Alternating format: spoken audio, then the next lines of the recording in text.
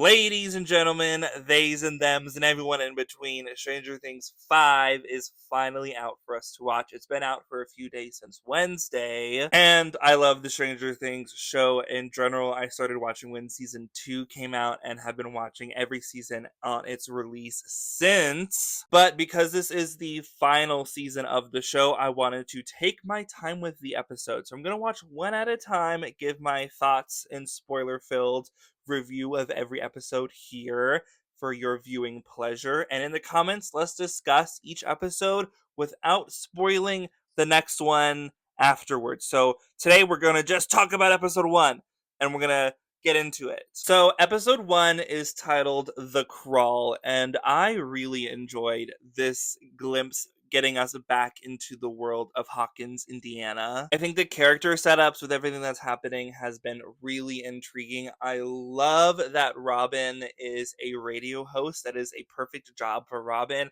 And I love that that is a front for their secret base of operations underneath. What I really love about this premiere is that it shows the crew has been super busy since the season 4 finale. It's not like they've just been living, getting by with what's been going on. They have been proactive. We're not just starting the season with them figuring out something and then beginning their plans. It is in the middle of the plans, and I think that is perfect. Dustin, you are breaking my heart. He is really depressed and going through it since the passing of Eddie and the further demonization that Eddie has had to go through since passing away. A little bit sad we don't see him checking in with Eddie's father after their big, really emotional step point. I think Dustin would be someone to check in and make sure that they're okay. Overall, I think everyone is way too old to be playing the characters that they are playing, especially the actress for Holly. She is supposed to be 7 or 6 in this season,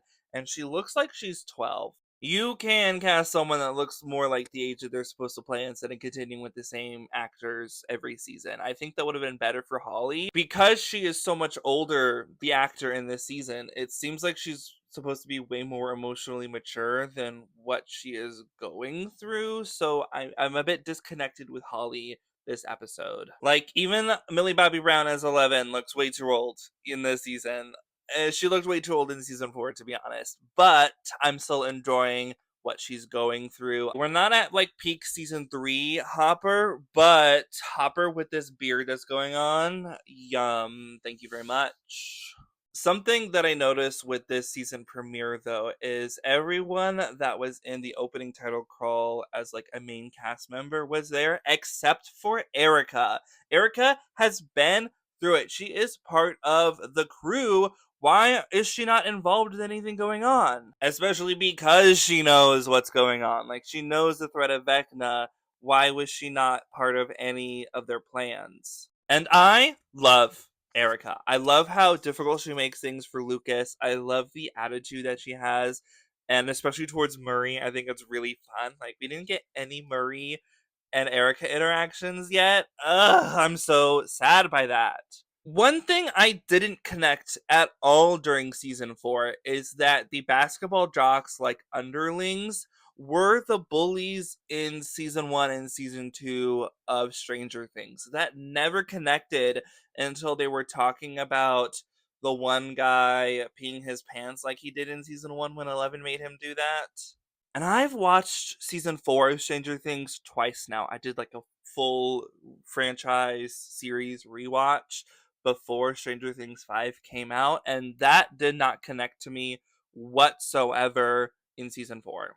I think where the episode leaves us at is really exciting and scary. I love how the further along we get in the series, the actual scary that these Demogorgons are. Because in season 1, it was just there and it wasn't really like ripping people apart the way it does now. To me, the Demogorgons are way scarier now than they were in season 1. Hopper's in trouble. I'm sure the entire crew is going to somehow make their way to the Upside Down. I wouldn't be surprised if this season exclusively at some point takes place within the Upside Down and everyone is down there. I would also maybe like to see Vecna come up to the right side up. That would be fun, I think. What's going on with Will? I really don't know. My worry is that he's like been possessed by Vecna this whole time. Because you see the beginning of the stuff, you see that Vecna has like something over Will's mouth that's like pumping him up with something. And I don't know what that is. It just makes me think because it's like the Mind Flayer stuff that was happening when in season 3 was when Billy was flaying people. But we saw Will in season 2 get flayed, like the actual mind flayer storm monster thing, like go inside him at one point. I don't know if that's just like a visual representation of Vecna taking over Will in season 2, even though he was already possessed. I'm really unsure with what's going on there. Max is still in a coma, and I'm really worried for Max. I love Max so much. Max, I just enjoy endlessly. Max is Stranger Things to me because again, I started watching Stranger Things when season 2 came out. Like I did watch season 1 before watching season 2, but like Max was one of the first new characters that I really got to like emotionally involve myself with. Also, Robin is still keeping her queerness a secret even though she is like with her girlfriend. I don't even think Nancy knows. Like we didn't tell Nancy that we're gay in season 4. And Will catches the girlfriend having an intimate time. I don't know if he's going to talk to Robin about his queerness. I hope that goes somewhere. Will he try to kiss Mike this season? I don't know. Does he know that Mike is just going to always be there for 11? Joyce doesn't really have much to do this first episode. She's there with Hopper when 11 is training and she's like with the kids and everything. I'm intrigued to know if she has like more to do, if there's more emotional depths that we can see Winona Ryder get, because progressively each season I feel like Winona Ryder has less to do acting wise, especially with season 4. It was very comedically based in season 4 for Winona Ryder, and I want to see more dramatic stuff come from her. With Steve, we're not really doing much with Steve this season so far. Him and Jonathan are trying to like outman each other when they're climbing the radio tower, which like was a scene that I enjoyed, but you can tell they're just like in like a blue room and that the surrounding area is fake because obviously they're not going to put their actors in that kind of danger. But I really don't know what's going to happen there. Obviously, I think Steve still has like feelings for Nancy. The whole love triangle there, I really don't care about, but I do want Stan C to happen. I need Steve and Nancy to get together. Although Steve is probably going to die this season, which I really don't want to happen. So where we leave off this episode is that a Demogorgon is coming into Holly's room. Karen is hella wasted right now on her wine. She's fighting with her husband about stuff that Holly was doing because Holly is talking to an imaginary person, Mr. What's It. I'm assuming that's just Vecna. Like it's Vecna. It's gonna be Vecna. It's not a surprise when it's Vecna. Will anyone in the family die at the beginning of episode 2? I'm really not sure. I feel like the husband possibly he is outside.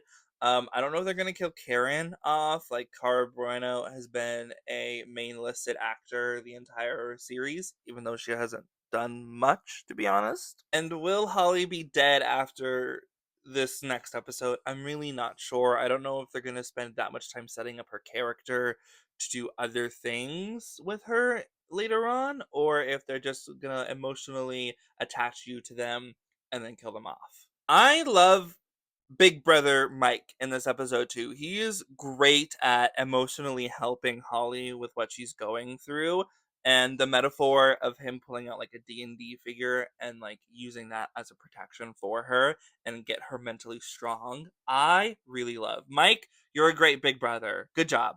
Overall, I really enjoyed this first episode of season 5 of Stranger Things. I know the reviews were saying it's very exposition heavy, but because it's Robin, a character I love, and it's through a natural way with her being the radio host, I really enjoy. I think Hawkins is such an interesting place to be right now with how much has happened to it, and I can't wait to get into more. So make sure you're following me for more updates as I continue on my Stranger Things 5 rewatch.